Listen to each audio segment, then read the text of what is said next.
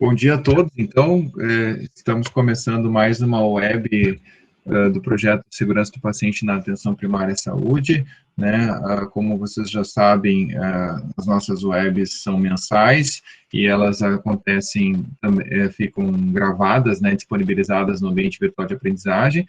A gente está com a série de webs de segurança do paciente na PS em tempos de pandemia, conexão com a prática, né? E hoje nós temos a participação de dois convidados, do qual a gente agradece muito, né, a presença deles. Nós temos a Evelyn Campelo, que é enfermeira da Coordenação Estadual de Controle de IRAS e do Centro de Informações Estratégicas e Vigilância de Saúde de Manaus, né, da Amazônia. Amazonas, e o Celso Marcos Marmed, médico de família e atua no município de Arapiraca, docente da Universidade Federal no campus de Arapiraca, preceptor acadêmico do curso de Medicina do SESMAC, em Maceió, e tem mestrado profissional pela Fiocruz em Saúde da Família, com tema de dissertação sobre segurança do paciente na atenção primária. Então, nós temos a nossa ideia, como vocês, a gente está vendo vários participantes que já estão conseguindo acessar várias webs, então já estão acostumados com a dinâmica. A nossa ideia é sempre dar um espaço para os participantes, os palestrantes, os convidados falarem no início, e depois a gente tem meia hora de discussão, possibilidade de interação via chat. Se alguém preferir falar também, fica à disposição. Então, a Evelyn está em deslocamento, a gente começa pelo Celso. Celso, está contigo a palavra. Obrigado por ter vindo. Obrigado, Tiago. Quero agradecer a oportunidade de estar com vocês, trocar nessas informações e conhecimento com a equipe tão balizada, né, do nosso país. E, assim, aqui em Arapiraca, assim como em todos os locais, né, mas Arapiraca, por ser a segunda maior cidade do estado, né, tem aproximadamente 240 mil habitantes, a gente tem uma cobertura de atenção primária aqui que chega ao beira 97%. Trabalhamos com quase 70 equipes de saúde da família, 40 unidades básicas, sendo elas 17 unidades de uma equipe única, né? O posto é composto tem a estrutura de uma equipe só, e a gente tem outras 23 equipes que dividem-se entre 2, 3 e 4 equipes. Então, quando iniciou esse projeto, o meu projeto em si foi em cima da parte de segurança do paciente na atenção primária, e a gente começou a trabalhar com algumas metas, as metas normais e as metas modificadas que a gente tentou adequar para a atenção primária. E aí foi quando iniciou essa pandemia, e aí nós, junto com toda a equipe, montamos um grupo, né, de trabalho estratégico e iniciamos algumas estratégias para ter o enfrentamento nessa situação. E aí algumas das coisas que foram desenvolvidas aqui, que foi contemplado inclusive no mês passado também, mais ou menos na mesma linha, nós pegamos, imediatamente a gente criou a unidade sentinela para dar o suporte aos casos que estavam com a complicação acima do que poderia ser atendido na unidade básica de saúde, para garantir um suporte, porque a rede hospitalar ainda estava se organizando na época, a gente teve uma dificuldade em montar os leitos para UTI, os leitos para enfermaria, e aí a sentinela no início é que segurou muito paciente que ia para a unidade básica que estava desaturando ou com quadro sintomático e não conseguia acesso imediato aos hospitais. E aí a gente criou essa sentinela, dividimos as unidades básicas, tentamos adequar todas as unidades para ter um centro protegido de atendimento para as pessoas que tinham síndrome gripal, criamos um espaço protegido para que eles fossem atendidos, dividimos aquelas equipes que tinham mais de uma, as unidades tinham mais de uma equipe, para uma equipe ficar responsável pelo atendimento à síndrome gripal exclusiva e a outra ficar atendimento às demandas necessárias. Reduzimos as demandas de atendimento modificando o perfil, ao invés de ter as pessoas vindo até a unidade, a gente tentou criar um mecanismo para que a unidade fosse até eles, aqueles que têm necessidade de hipertenso, diabético, a parte do pré-natal que a gente criou um horário protegido para pegar os horários que tem o menor fluxo de pacientes para a gestante conseguir fazer seu pré-natal e ter as suas necessidades satisfeitas. Mudamos o modelo de atendimento, o centro de triagem também, que a gente criou depois, porque aquelas unidades que só tinham uma equipe, a gente teve dificuldade para fazer essa divisão, e aí a gente criou um centro estratégico de triagem, onde essas pessoas elas poderiam se deslocar para lá, caso tivessem dificuldade de acesso na sua unidade básica, elas poderiam ir para esse centro de triagem. Otimizamos a utilização do saúde na hora também, a gente mudou um pouco o perfil para que aquele horário estendido que a unidade estava funcionando, ela também desse uma cobertura a esses pacientes, e também tentou integrar ao máximo a rede, para que todo mundo se comunicasse bem, tanto quem estava na unidade básica, como quem estava atendendo naquele momento no saúde na hora, quem estava no centro de triagem, quem estava na sentinela, e depois com a incorporação do hospital, da tecnologia hospitalar, a gente também botou eles para tentar se comunicar e facilitar o acesso desses pacientes, né, tentando minimizar o tempo o máximo possível. Trabalhamos com acolhimento em todas as unidades, introduzimos o Fast Track, implantamos um telemonitoramento, que foi bem interessante, porque uma boa parte dos pacientes a gente conseguiu fazer um telemonitoramento, e isso foi bem interessante, porque nós estamos aqui com a segunda turma de Medicina da Família e Comunidade, a parte de residência em Medicina da Família, e o que a gente fez? Pegamos o horário daqueles pacientes, aqueles profissionais que estavam acima de 60 anos e que estavam com comorbidade, pegamos um supervisor, que seria, no caso, os residentes do médico da família e a preceptora da residência, para dar o suporte a eles e deixar uma coisa alinhada para que todos seguissem uma mesma sintonia para fazer esse monitoramento dos pacientes. Então, foi bem legal, a resposta é muito boa, foi montada uma estrutura, uma sala inteira com a tecnologia, respeitando o distanciamento, tudo que a normatização pede hoje para a gente fazer esse tipo de trabalho. E o que nós tivemos de grande dificuldade aqui, no início, principalmente, botar isso tudo no papel foi assim, a gente foi pegando muita ideia, pegando literatura, pegando experiência e foi colocando e montando a estratégia. Quando nós terminamos de montar toda a estratégia, a dificuldade maior foi colocar as equipes para trabalhar porque não tinha EPI. Então, tinha o dinheiro na conta, foi uma coisa bem... Foi a primeira vez assim, que eu passei por essa situação de ter o dinheiro para comprar e não ter onde comprar. E os profissionais todos, lógico, ficaram naquela situação de defesa, né, de não aceitar o trabalho sem ter o EPI. Eu, como do sindicato, também conselheiro do CRM, também bati nessa situação que a gente teria que conseguir esses EPIs para que eles trabalhassem, e isso dificultou bastante, a ponto de a gente pensar até em reduzir das 40 unidades somente para 7, para ter atendimento de síndrome gripal, porque a gente conseguiria centralizar os EPIs e diminuir o consumo para tentar dar uma resposta. Só que tinha um problema gigantesco, que eram os pacientes, as pessoas, os usuários da gente que estavam em zona rural e que tinha unidade próxima à sua zona rural e muitas vezes uma dificuldade gigantesca de deslocamento. E aí foi o que ficou com essa pendência da gente tentar resolver.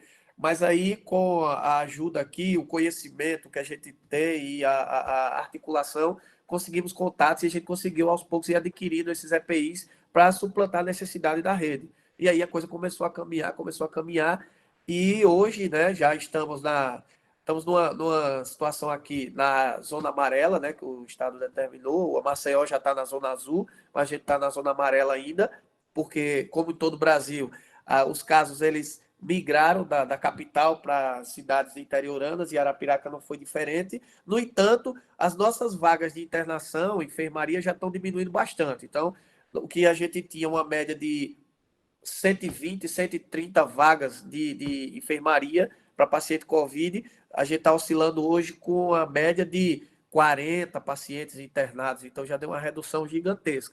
O número que ainda não baixa é o número de UTI, que mesmo ainda continua com ocupação alta, cerca de 90% de ocupação.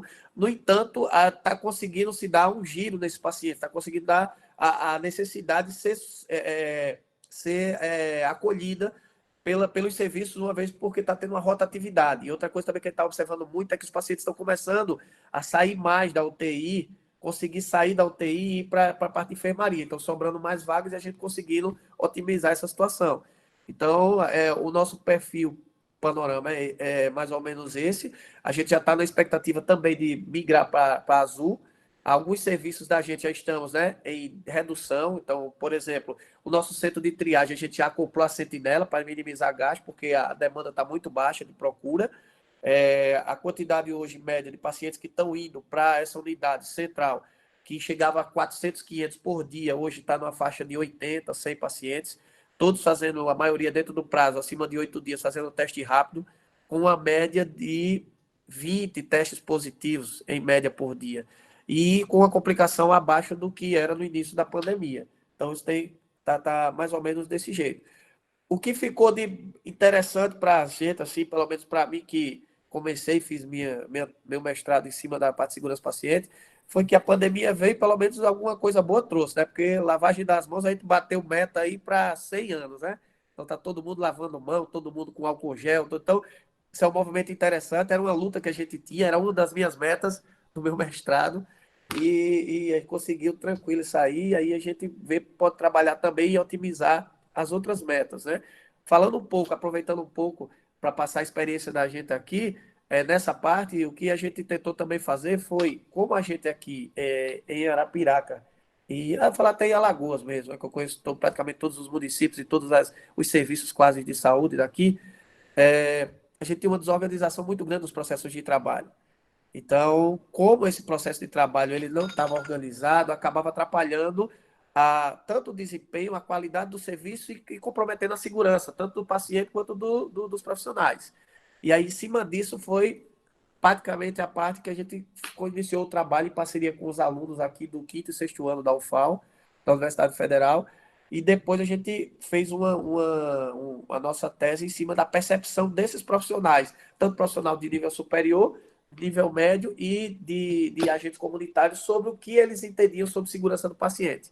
E foi bem interessante o resultado, inclusive está aí para ser publicado pela revista da Fiocruz. Estou aguardando aí a resposta, mas foi bem interessante e para a gente colaborou muito, porque quando a gente foi montar toda a estrutura, a estratégia para o enfrentamento, aquilo que a gente viu, estudou e leu e pegou de experiência em segurança do paciente, deu um aparato gigantesco para a gente conseguir organizar essa estrutura toda e discutir muito nas nossas reuniões para sempre encontrar em cima do problema uma solução, problema uma solução, problema uma solução. Sem crítica, sem cobrança, sem queixa, nada. Sempre buscando opções e alternativas, tendo o erro como uma forma de melhoria do processo. Então, foi bem legal. A nossa mortalidade hoje está abaixo de 2 casos, né? A média está oscilando, eu acho que 4, 3 ponto alguma coisa, 4, a nossa está abaixo de 2, 1,9, 2, mais ou menos. E eu acho que a resposta que a gente deu aqui foi muito boa, porque nós tivemos uma rede bem satisfeita. Inclusive, até politicamente, a gente teve uma mudança aqui, que o nosso prefeito faleceu, e houve uma mudança para a vice assumiu, e houve mudança de secretário e tudo, e até a comunidade bateu, a imprensa e tudo, a opinião pública, em relação à mudança do secretário por conta do papel que foi desempenhado dentro dessa pandemia, como a equipe conseguiu se sair bem e como deu uma resposta satisfatória. Então, isso aí foi bem legal e eu acho que foi gratificante e um aprendizado para a gente, um momento de extremo aprendizado. E aí fica aberto para alguma questão, algum questionamento, se vocês quiserem saber mais alguma coisa da realidade da gente aqui. Perfeito, Celso. Muito obrigado. A gente já tem perguntas ali que a gente já vai guardar para depois. Ali a Ana Almeida já está perguntando quais profissionais foram contratados, para o tempo de atendimento, como ficou o fluxo. Então, se tu quiser já ir olhando ali no chat, aí eu vou passar a palavra para a Evelyn e depois a gente faz o bate-papo com o grupo. Pode ser? Pode sim, tranquilo. Muito obrigado pela experiência de vocês. Eu achei bacana, assim, que tu falou da experiência, as dificuldades e o legado. Eu gostei bom seria se fosse assim, né? A gente fizesse saldo positivo de meta. Infelizmente, não é tão fácil, mas eu gostei. Acho que é por aí a coisa. E estou ansioso para ver esse trabalho de vocês aí. Então, quando for publicado, nos sinaliza que a gente partilha com o grupo, que acho que todo mundo vai se beneficiar. Okay. Obrigado. Eu agradeço a todo mundo que está conseguindo participar aqui. Temos a presença de vários estados, Paraná, Distrito Federal. Estou vendo aqui, também temos a Luciana do Ministério da Saúde, a Luciana Uê, que é responsável, é a nossa área técnica, responsável pelo projeto e no Programa Nacional. O pessoal está dando bom dia, e acho que vou passar a palavra para a Evelyn, para a gente poder ter um tempo de discussão na sequência, então. Evelyn, está ouvindo? E podem ir fazendo as perguntas por chat ali, pessoal, que depois a gente vai ter tempo para as perguntas, bem tranquilo. Oi, gente, bom dia. Vocês estão me ouvindo bem? Oi, vocês estão me escutando, sim, gente? Sim, estamos escutando. Sim, super. E vendo também. Que bom, deu tempo de chegar na sala, chegar num lugar silencioso e menos balançando para eu poder conversar com vocês. Eu quero agradecer logo de início a oportunidade, o convite. E, assim, o Amazonas, todo mundo sabe que foi um dos estados que mais sofreu com a pandemia, né, do coronavírus. A gente entrou no nosso pico lá para abril, maio. Em junho a gente já começou a entrar num período de queda e agora a gente se mantém em queda e estabilização. Mas, assim, a atenção básica ela foi essencial no começo para a gente se organizar, porque o que aconteceu? A nossa rede de assistência à saúde, na verdade a atenção mais complexa, então a rede de hospitais, ela já sofria com uma redução na quantidade de leitos. Isso a gente avaliando com a demanda da população e com a oferta. Então, a demanda e a oferta já não eram muito compatíveis logo no começo. E aí a pandemia veio só destacar mais ainda isso. E logo no início, o que a gente conseguiu fazer que, nossa, fez uma diferença enorme foi justamente trabalhar com as unidades básicas de saúde, que tinham horário estendido de atendimento, como unidades de referência para atendimento de sintomático respiratório mesmo. Então, nós ficamos com mais de 20 unidades de saúde que funcionavam no horário de 7 da manhã até as 21 horas, que atendiam exclusivamente pacientes sintomáticos respiratórios. E lá nessas unidades, logo no início, a gente não conseguiu ofertar teste, porque foi muito difícil a questão da aquisição dos testes no começo. Nós também sofremos com a questão da aquisição dos EPIs, que houve um tempo em que o mercado já não tinha para vender realmente, mas graças a Deus a gente não sofreu 100% assim com falta. Não tem EPI, pelo menos não na atenção básica. E aí foram essas unidades que fizeram uma triagem maior, para a gente conseguir atender nos hospitais já realmente quem precisava da internação.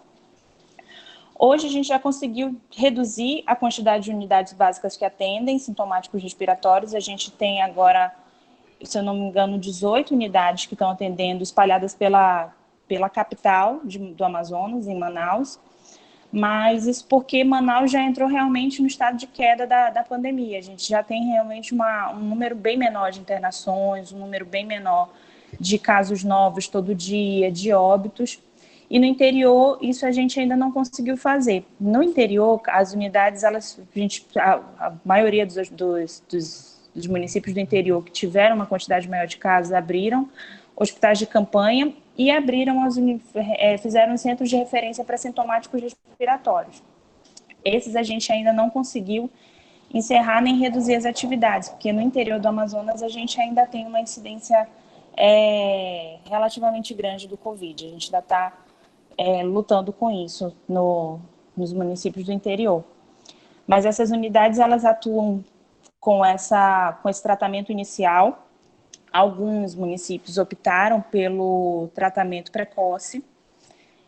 Presidente Figueiredo, por exemplo, eles tiveram uma experiência muito boa com tratamento precoce, eles conseguiram controlar bem os casos com sintomas leves, iniciando o tratamento de imediato.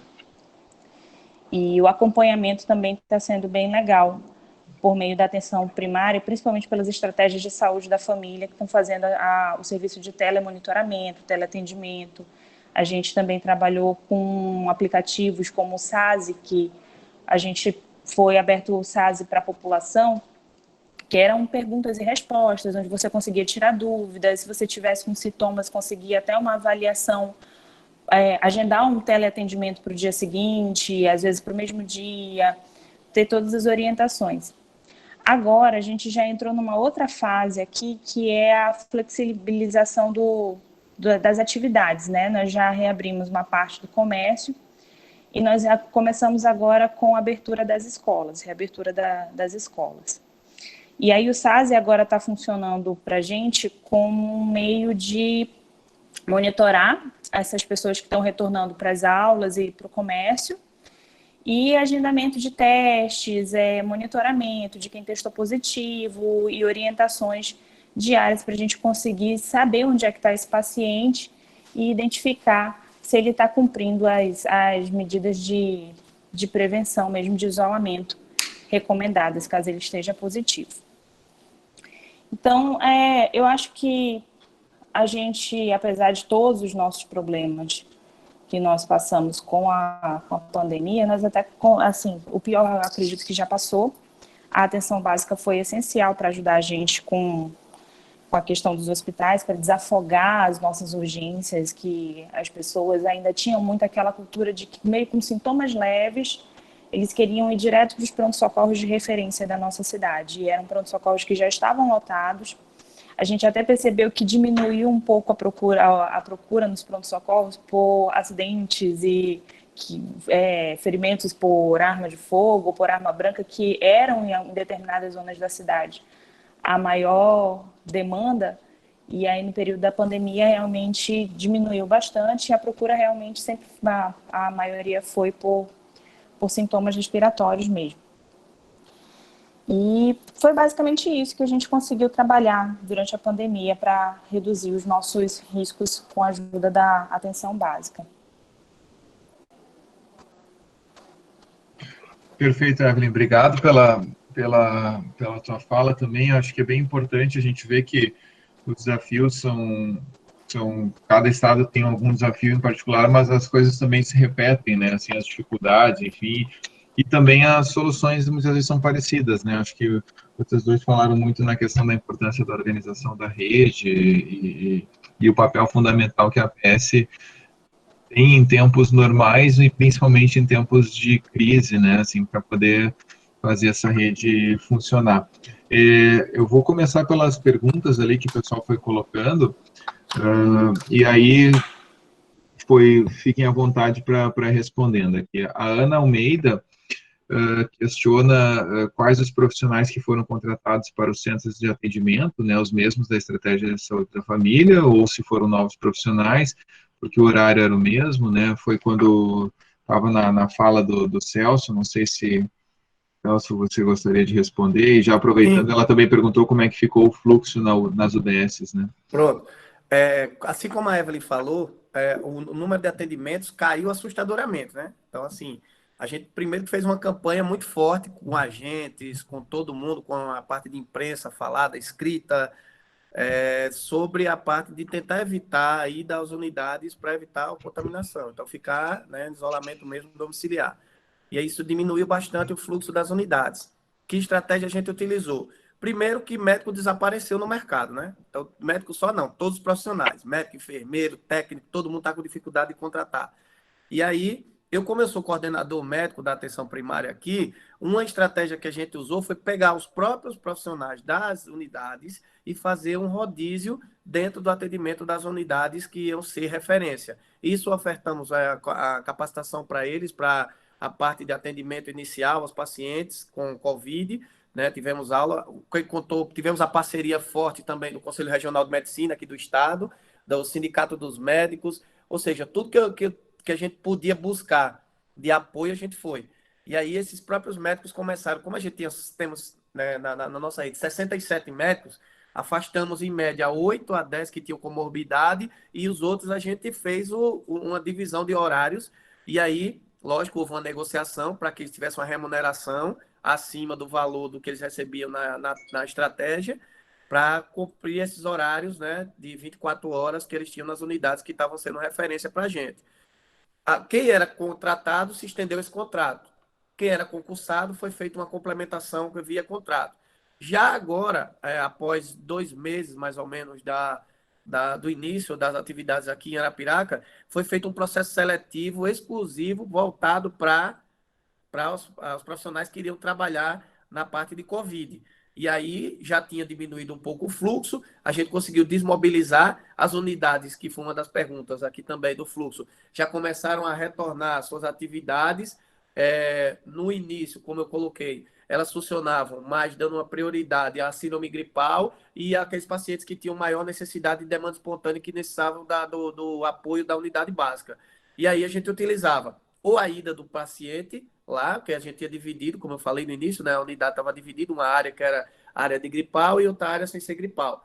E aí a gente tentava dividir tudo, a parte de espera, tudo, e eles tinham acesso, mas sempre restrito. Aquilo que a gente conseguia resolver domiciliar, a gente usava ou o próprio médico, enfermeiro, ou agente comunitário para resolver esse problema. Quando não, a gente trazia eles, mas tentando ter todo esse cuidado e sempre em espaços protegidos.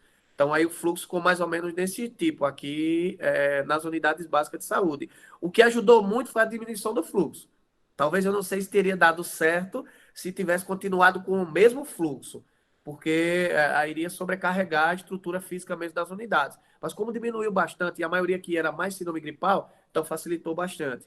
Né? E a gente tinha um atendimento rápido, porque quando aqueles eram pacientes com sintomas leves ou assintomáticos, a gente fazia o primeiro atendimento e mandava ele para o telemonitoramento, e ficava monitorando e tinha aquela equipe. Então, ele tinha esse acompanhamento, não precisava ficar indo na unidade. Eu posso continuar as perguntas? Tá. Sim, sim, eu gostaria de fazer pegando um gancho, porque tem outras ali, eu acho que, mas pegando essa tua fala e também estendendo essa colocação aí para a Evelyn, porque eu acho que, pelo que eu ouvi, assim, tanto Alagoas quanto Amazonas estão numa fase um pouco mais de recuperação, né, talvez, poderia, comparando, será que a gente poderia dizer que talvez o pior já passou, né, a parte mais forte. E a Ana Almeida coloca ali que a orientação de praticamente suspender os atendimentos na UBS, na opinião dela, foi um grande equívoco, né, que a maioria dos estados acabou cometendo, talvez adequado teria sido mais proveitoso, e pegando esse gancho da opinião dela, eu gostaria de saber de vocês, se vocês estão tendo já nesse momento algum tipo de fluxo que ficou represado, como é que está sendo essa reorganização, né, tanto para vocês aí, Celso, quanto para vocês, Evelyn, como é que está sendo isso já nessa retomada, assim, porque certamente algumas pessoas, inclusive, mesmo que não orientadas, mesmo que fossem orientadas aí, acabaram não indo por medo, e agora as pessoas, né, então, algumas doenças crônicas, né, podem ter descompensado. Como é que está essa retomada, assim? Vocês estão sentindo uma onda assim de pacientes que talvez deixaram de ser atendidos no pior da pandemia? Aqui o que a gente mais percebeu de demanda reprimida foi, eu acho que em todos os municípios deve ter sido assim, foi a vacinação. Porque a gente acabou atrasando demais os calendários de vacina naquela época do pico. As unidades que ficaram como referência para atendimento de Covid, de síndrome gripal, na verdade, elas eram também unidades que, por ser por horário estendido e serem unidades maiores, elas ofertavam muito mais serviços. Então, o forte dessas unidades era principalmente a vacinação e os especialistas. Então, quando a gente retornou agora com os atendimentos normais, a gente percebeu que a vacinação foi algo que sofreu demais com essa reorganização, né, com esse problema da pandemia, e a gente tinha realmente um acúmulo de atendimentos especializados para serem reagendados. Então, quem precisava de atendimento com um pneumologista ou com esses outros especialistas que não eram considerados urgência, realmente ficou bem atrasado. Quem a gente conseguiu manter foi até aquela parte da assistência especializada, que o paciente HIV, a gente já tinha outros centros de referência aqui no Amazonas, que a gente tinha a Fundação de Medicina Tropical, elas conseguiram manter as consultas de rotina e com uma estratégia de estender o tempo de validade de receitas, de exames, para esses pacientes mais crônicos. Mas essas outras especialidades realmente sofreram bastante. A gente aqui em Arapiraca, na parte da vacina, a gente tentou fazer das equipes que tinham um comprometimento maior, né? Você sabe que sempre tem essa diferenciação de equipe profissional, uns que são bem mais comprometidos, outros nem tanto, vão mais naquela coisa na pressão, mas muitos deles organizaram estratégias bem legais, volantes mesmo, eles tinham controle pelos agentes e eles iam fazer a busca ativa dos pequenos que precisavam, as crianças que precisavam de vacina, eles foram fazer em domicílio. A gente também usou a estratégia da referência, um exemplo. A gente não fechou a unidade continuou funcionando, mas com orientação de só procurar em caso de necessidade iminente e usar os canais de acesso disponibilizados com número, o WhatsApp dos profissionais que estavam na unidade, porque, tipo, eu sou diabético, hipertenso, eu precisava do medicamento, eu estava descompensado, eu estava sentindo alguma coisa, ele fazia contato e a gente tentava fazer um horário protegido que ele ia para a unidade e ele tinha um atendimento dele. Então, isso aí deu uma certa alívio na resposta a esses pacientes. Uma outra situação também em relação ao especialista. Os especialistas aqui, a gente tem um centro de referência de atendimento. E aí, o que a gente fez depois do primeiro mês, quando a coisa estava pegando mesmo, puxado, começou a ter uma série de demandas reprimidas, como você colocou, pessoas que precisavam desse contato com o especialista, a gente conversou, fez uma reunião com os especialistas e sensibilizamos eles e criamos um projeto chamado CRIA, que é Centro de Referência Integrado de Arapiraca, mais perto de você. Ou seja, os especialistas eles estavam descendo como se fosse uma tenda invertida. Eles desciam para as unidades, a gente programava horários e tinha aquelas unidades que tinham uma estrutura melhor que desse para acomodar esses pacientes, e a gente utilizou as nossas divisões de 5 micro-regiões que a gente tem aqui em Arapiraca, para as pessoas serem atendidas naquela. Então, primeira micro-região ia ser atendido naquela unidade. Qual a especialidade que vai estar funcionando? Segunda, tal especialista, terça, tal, quarta, e assim foi feito um cronograma. Então, para tentar não minimizar esse dano, esse prejuízo que os usuários estavam tendo de não estar tendo acompanhamento com o especialista quando necessário. E assim, as coisas funcionaram, algumas tiveram que ser corrigidas, né? Algumas dificuldades, algumas pessoas foram resistentes a esse plano, mas assim, caminhou bem, caminhou bem. E quanto à retomada, a gente já, inclusive, enquanto a gente estava falando aqui, o telefone já tocou a mensagem do WhatsApp, uma médica me perguntando como era que se já estava programado a retomada dos atendimentos normais, já voltando ao normal. E aí a gente estava, inclusive, antes de iniciar a reunião, estava na secretaria discutindo sobre isso já. Voltar já, vamos continuar, ampliar o que já está sendo feito, mas com a demanda protegida, utilizando o horário marcado, agendado. Então, a gente vai tentar programar o atendimento em média de 30 minutos para cada paciente, para que ele tenha um horáriozinho marcado, chegue e não cause aglomeração, e ficar fazendo sempre essa educação, essa sala de espera com eles, para eles entenderem a importância de não formar ainda, que está em decréscimo, mas a coisa ainda não acabou, não está resolvida, a gente não pode deixar voltar uma segunda onda aí. Então, assim, foi mais ou menos. Inclusive, teve uma outra discussão que eu também usei, a reunião de vocês aqui, né, a nossa reunião do mês passado, que foi a parte dos dentistas, que os dentistas aqui estão muito resistentes a voltar a trabalhar, querem a armadura da tábua redonda, querem o escudo da NASA, querem o macacão interlunar galáctico para atender. E, assim, isso aí fica muito complicado, porque como a colega do mês passado passou, só é seguir as normativas certinhas. Hoje o EPI não é um problema, a gente já tem disponibilidade, a coisa já amenizou bastante, a gente consegue já adquirir e fornecer no período certo. Era isso que eu estava conversando com eles, até usei como exemplo a nossa reunião e o nome de vocês, a expertise de vocês em relação a essa retomada. Mas creio que vai voltar, sim, tá? Já deve estar bem caminhado já para a normalidade voltar. Uma normalidade entre aspas, né? Porque vai ter mudança em relação a essa parte de... Provavelmente a gente vai manter só horário agendado agora, a demanda espontânea vai ser de intervalos, ou seja, algumas mudanças para melhorar o fluxo que estava precisando. Perfeito. A Luciana Uê pergunta em relação à questão de a aceitação de ferramentas de segurança do paciente e utilização, né? Se vocês conseguiram fazer alguma ação utilizando ferramentas de segurança do paciente na PS, né? Se tiveram ferramentas mais aceitas, né? Tu já falou muito da questão da própria higienização de mãos, né? Já comentou anteriormente, né? Por exemplo, vocês falaram bastante da rede, né? Da organização. Teve alguma ferramenta de comunicação, alguma coisa mais específica que foi utilizada? Como é que foi a aceitação? Celso, Evelyn? Evelyn quer...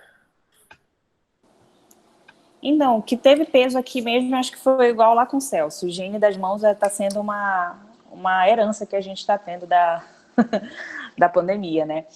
Mas, assim, eu acho que de estratégia de comunicação, nós trabalhamos melhor a questão de sinalizações e de prontuários na atenção básica, que não era algo que a gente tinha tão bem estabelecido. Então, a questão de sinalização, identificação, o registro melhorou demais durante esse processo, a gente precisou potencializar essa questão do registro do atendimento do paciente na atenção básica, que era algo que a gente tinha uma dificuldade mesmo, foi algo que foi mais trabalhado. nós não conseguimos automatizar esse registro, sistematizar, digamos assim, usar aqueles sistemas que integram os prontuários eletrônicos, não em toda a rede, mas já também é algo que ficou de herança, já está sendo trabalhado para ficar permanente para o serviço. O nosso aqui, uma grande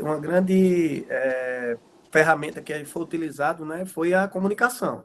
A comunicação a gente bateu forte mesmo, comunicação visual, comunicação audiovisual, comunicação por folheto, por panfleto, comunicação da parte de orientação dentro da unidade de saúde, usamos os meios de imprensa maciçamente, treinamento com reuniões virtuais com os agentes comunitários, com os profissionais da rede, em parceria com a Universidade Federal, tivemos alguns projetos bem interessantes, como um que a gente chama Fake Não, que é para tirar as dúvidas das pessoas e as notícias falsas que surgiram. Então, a gente ficava lançando isso também dentro da rede dos profissionais e de quem tivesse acesso, né, até dos usuários mesmo, tirando aquelas dúvidas de curiosidades que as pessoas tinham, né? Até parabenizar que a primeira live aqui, a primeira reunião, webconferência que eu participo, que a gente não fala de cloroquina, graças a Deus. Todo mundo pergunta, o cloroquina usa ou não usa. Então, a gente bateu muito isso aí. E, assim, ficou essa situação e ficou um legado realmente de que outra ferramenta que a gente pode utilizar muito forte dentro da organização das unidades e do processo de trabalho é a comunicação. Então, deu muita resposta, isso aí, muito mesmo. Então, sempre a gente está tentando divulgar, a gente criou utilizando o Fast Track, um projeto em que ele fazia epidemiologia de semana a semana de como estavam os casos, positivos, casos em recuperação, quantos óbitos, quantos internamentos, quantas altas, ou seja, quantos estavam sendo monitorizados, e esses dados eram passados para todos os profissionais e deixavam acessível para a população, até para eles terem uma ideia de qual a gravidade do que estava acontecendo, né? Porque muita gente achava que não era isso, tem brincadeira, não era para tanto, e aí só viram que a coisa era séria quando perderam alguém querido da família ou algum amigo querido. E aí, assim, isso foi uma ferramenta fundamental, comunicação. Perfeito. Uma das outras perguntas aqui, a Giane Silva questiona como é que foi a experiência de monitoramento dos sintomáticos respiratórios em isolamento domiciliar, principalmente nas UBSs rurais. Ela perguntou para o Celso, mas enfim, também, se vocês tiverem experiência, Evelyn, por favor. Damas primeiro, a Evelyn vai falar primeiro? Como preferir. Bora aí, Evelyn, pode ir. Então, nessa parte rural, a gente teve que usar mesmo o pessoal da estratégia de saúde da família, né? Então, a gente usou a estratégia de telemonitoramento, porque já que eles não conseguiam mais fazer as visitas da forma que era anteriormente, a nossa maior estratégia de monitoramento foi o telemonitoramento, nesse caso. Na capital, a gente até conseguiu usar aplicativos, esse SASE que a gente usou, a partir do momento que o indivíduo era diagnosticado com Covid, ele se cadastrava e o aplicativo monitorava se ele mudava o perímetro, se ele saía, então isso a gente conseguia. E o aplicativo também tinha essa estratégia da comunicação diária, mandar lembretes diários, então isso ajudou bastante. Mas como na comunidade do interior a gente tem uma dificuldade maior com questão de internet, a forma que a gente teve de monitorar foi realmente o telemonitoramento. O nosso, a gente tem essa sala central, e aí quando os casos eram detectados, eles eram informados às suas unidades, às equipes responsáveis que tinham essas pessoas que estavam em monitoramento. E aí, quando a equipe da central, eles tinham os contatos, os números, eles faziam contato e acompanhando diariamente essa evolução dos pacientes. Já perguntando sobre sinais, sintomas, melhora, piora, ou seja, e qualquer coisa orientando a procurar onde eles deviam procurar. Quando existia uma dificuldade de acesso com essas pessoas, a gente acionava a equipe rural e a equipe, ela ou fazia uma visita, ou o agente ia, ou então o médico, o enfermeiro, se dirigiam até o local para pegar esse feedback, e eles pegavam o feedback e passavam para a central de monitoramento para eles poderem ter aquela linha de acompanhamento. Então, assim, é que a gente conseguiu fazer a cobertura de todos os locais, inclusive aqueles que tinham dificuldade de acesso para a internet, disponibilidade de telefone, essas coisas. Perfeito.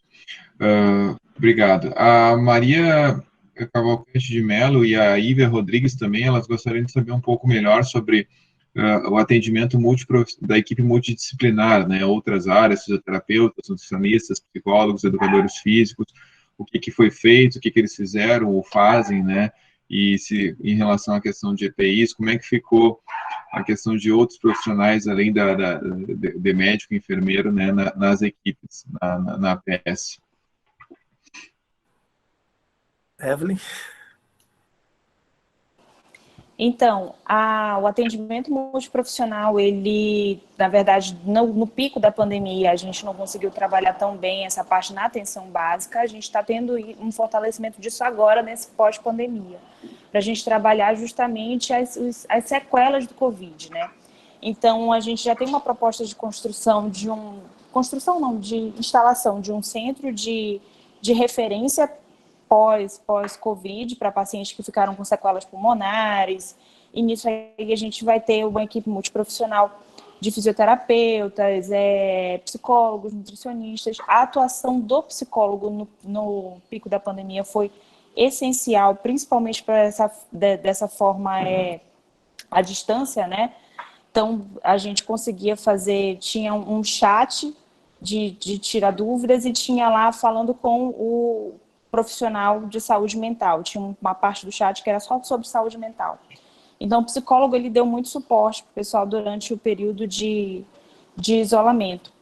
Mas eu acho que a entrada do fisioterapeuta, do fono, vai ser muito mais agora, nesse período pós-pandemia, para a gente trabalhar as sequelas, os pacientes que permaneceram com sequelas do Covid. O pessoal da multidisciplinar, eles atuaram principalmente na unidade Sentinela. Então, na unidade Sentinela, a gente conseguiu desviar, né, pegar fisioterapeutas que estavam na rede e colocar para ficar dando assistência na Sentinela. O serviço social ficou na Sentinela, psicólogo na Sentinela, um infectologista na Sentinela. Então, a gente conseguiu fazer um aparato bem considerável na Sentinela para dar o suporte aos profissionais. E os outros, educadores físicos e nutricionistas, tá? A gente sensibilizou e alguns deles aceitaram a participar do processo como um todo de enfrentamento. Então, alguns deles foram para acolhimento, outros foram para ajudar na parte burocrática do telemonitoramento, outros foram para a parte burocrática de aquisição, outros, ou seja, aqueles que se sensibilizaram com a causa, eles entraram e estou aqui disponível, o que é que tem para mim, diga aí e nós vamos com vocês. Então, contou com o apoio de muita gente assim que realmente, às vezes nem dentro da sua área, mas conseguiram dar uma colaboração gigantesca para a gente. Perfeito.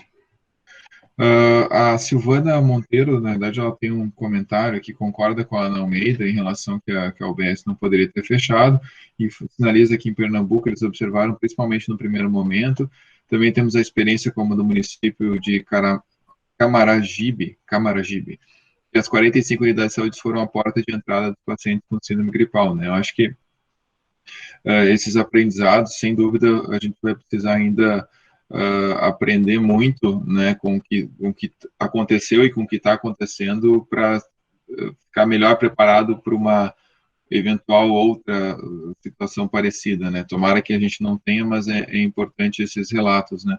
E principalmente o aprendizado. O Macroárea 8.0 aqui, na verdade, não colocou o nome aqui, não consigo ver o nome, mas questiona como é que foi o acompanhamento do pré-natal, se o acesso foi protegido ou teve alguma diminuição brusca em manter as consultas no tempo certo, porque realmente pré-natal é uma coisa que não dá para esperar, né?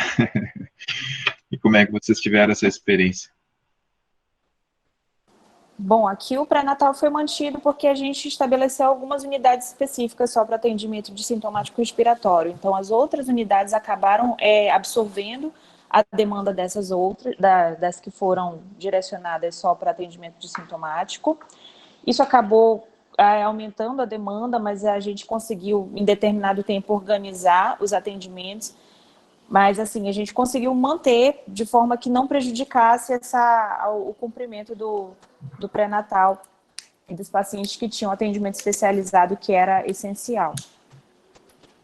O pré-natal aqui também a gente teve, né? Lógico, dizer que foi normal, não tinha como. Mas, assim, dentro do dano que a pandemia causou, foi uma estratégia que deu uma boa resposta. Então, conseguiu-se acompanhar bem as gestantes, uma boa parte delas, e aquelas que tiveram dificuldade, se buscou alguma estratégia para tentar dar acesso a elas, nem que fosse numa parte protegida hospitalar, ou uma consulta com um especialista que estivesse necessitando, e o acompanhamento também, principalmente da equipe no lar. Então, deu para tentar atender.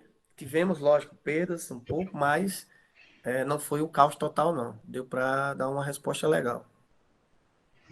Acho que é essa questão, a Ana traz de novo, né, a segurança do paciente, atender o paciente certo, na hora certa, no lugar certo, pelos profissionais certos, né, e realmente a gente percebe que a pandemia, em algumas localidades, em algumas situações, ela comprometeu bastante a segurança, né, inclusive ela coloca pré-natal, os pacientes crônicos, outros acabaram sentindo mais, né, então, são os efeitos associados, né, não só os pacientes que tiveram, contraíram o vírus, né, mas todo o impacto que essa pandemia teve na rede, né.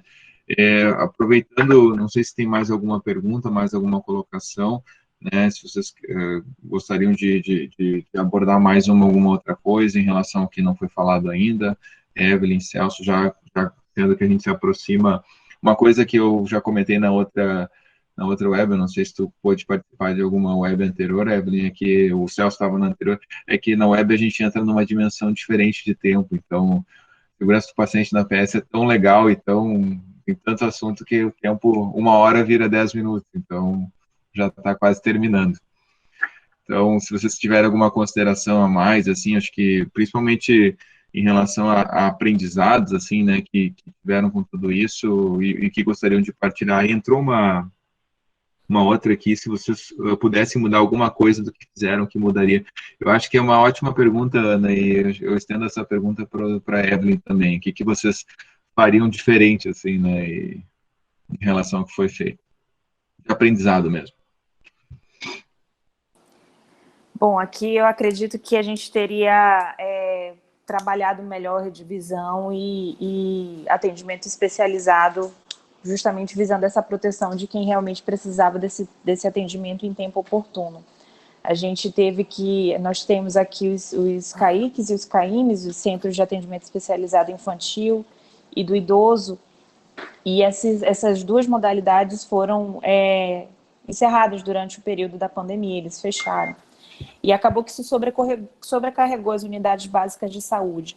Talvez se a gente tivesse pensado numa estratégia de manter essas unidades abertas, direcionar essas populações, que são os dois extremos, o idoso e a criança, para essas áreas onde eles ficariam sendo atendidos só entre as especialidades deles mesmo, não entrar em contato, por exemplo, a criança não está no mesmo ambiente que o idoso, talvez a gente teria repensado isso. Eu acredito que isso teria valido mais a pena. A gente pensar numa estratégia de ter mantido esses dois serviços abertos. Não sei o Celso, o que ele pensa em fazer diferença. Se a gente fosse mudar aqui, Ana, eu teria falado mais, tentado ser mais incisivo na parte de utilizar inicialmente as 7 unidades de referência para o atendimento realmente, e depois, com a normalização do abastecimento dos itens de EPI, a gente tentar ir ampliando o serviço para ofertar a demanda toda da comunidade.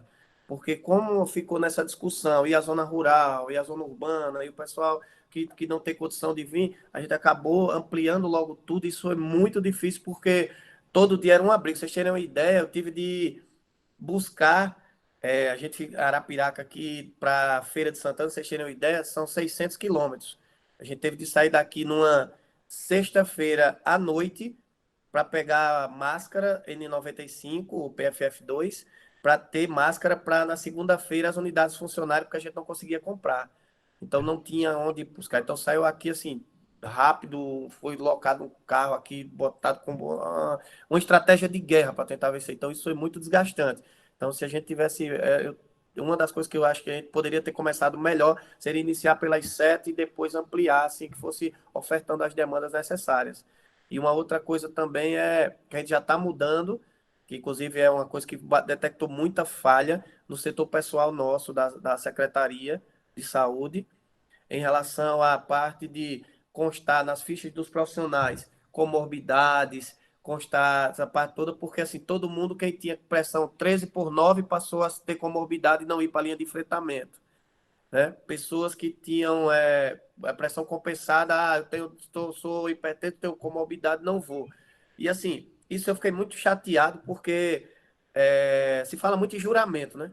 Todo mundo, quando vai falar aquelas coisas bonitas, o juramento, não tem...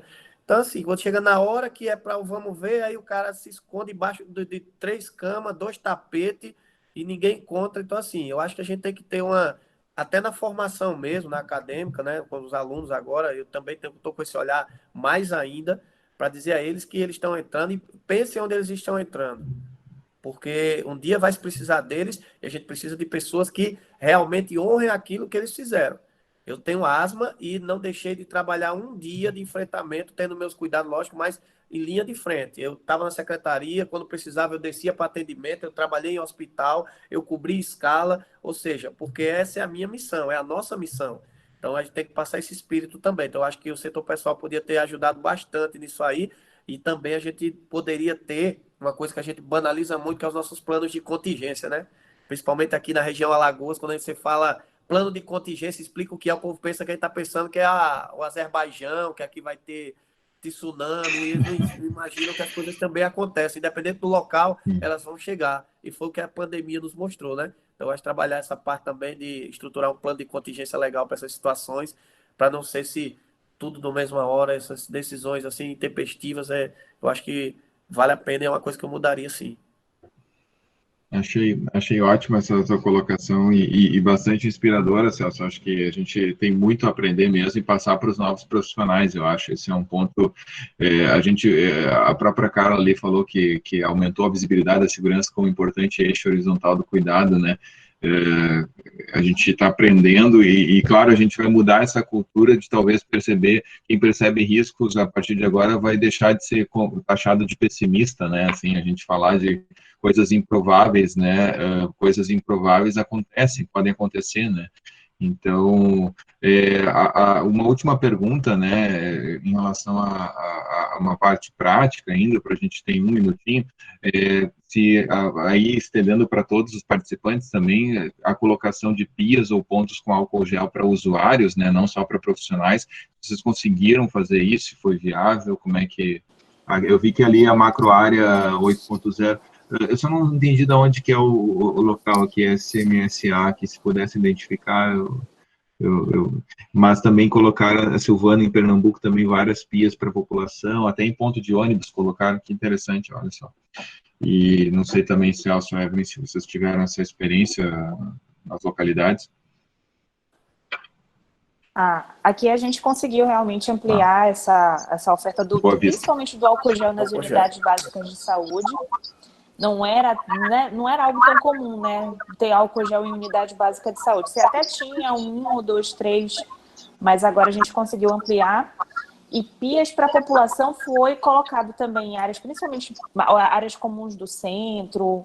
No começo a gente teve um problema com depredação, enfim, mas a gente está conseguindo manter essas pias que foram colocadas em áreas públicas. Perfeito. Aqui também aumentou a quantidade, né? Foram implantadas algumas pias, alguns aparelhozinhos daqueles pedais que você coloca o álcool gel, né? Estou até aproveitando para algumas marcas de município, de patrocinadores, Os totens, etc. eu acho super bonitinho. Estão botando lá e a gente conseguiu alguns, botou nas unidades alguns daqueles, no centro, então deu uma ampliada também nessa parte. Eu fazer aqui a fala da Evelyn, para você ver como é interessante essa situação, só para você ter uma ideia, por volta de 2013, mais ou menos, a gente começou o projeto na unidade básica que eu trabalhava de segurança do paciente. E aí quando eu comecei a conversar com a equipe toda sobre o que era, explicar as metas, tudo, e aí o Jefferson, que era um rapaz que trabalhava na farmácia, disse assim, olha, tem umas caixas lá de álcool gel que já está para vencer, ninguém nunca usou. Eu digo, então aproveita e traz, que a gente vai botar o nome de cada um e dá para cada gente, para fazer a visita, para a gente quando for. Às vezes você não consegue ter água no local onde você vai fazer a visita e já aproveita e lava as mãos. E a gente criou um mecanismo de acompanhar, porque cada um recebia o potinho cheio na semana e a gente, numa reunião toda sexta-tarde, a gente via quem estava a quantidade, quem tinha usado e quem não tinha. Então, isso aí foi bem legal. Resumindo, gastamos todo o álcool gel da unidade e não se venceu. Então, você vê que isso já estava um tempo gigantesco lá, jogado, e ninguém sabia para que servia aquilo ali. Hoje, álcool gel antes do remédio, entra primeiro o álcool gel nas unidades, né? Então, todo mundo já pensa, poxa, não vê álcool gel? Então, como mudou essa realidade, né? Com essa pandemia. Perfeito. Mais uma vez, o tempo voou, assim, eu não sei se Celso, Evelyn, eu agradeço imensamente vocês, o tempo de vocês e a partilha de experiências.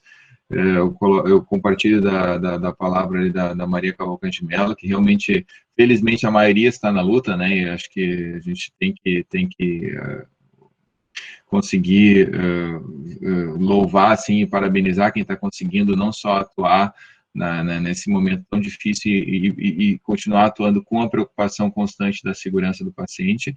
E se vocês quiserem uma palavra final, também fiquem à vontade para a gente poder finalizar nosso OAB. Agradeço imensamente também os participantes também que estão aqui, lembrando para os colegas que não conseguiram estar aqui, lembrar também que fica disponibilizado no ambiente virtual de aprendizagem, então, muito bacana. Evelyn, Celso.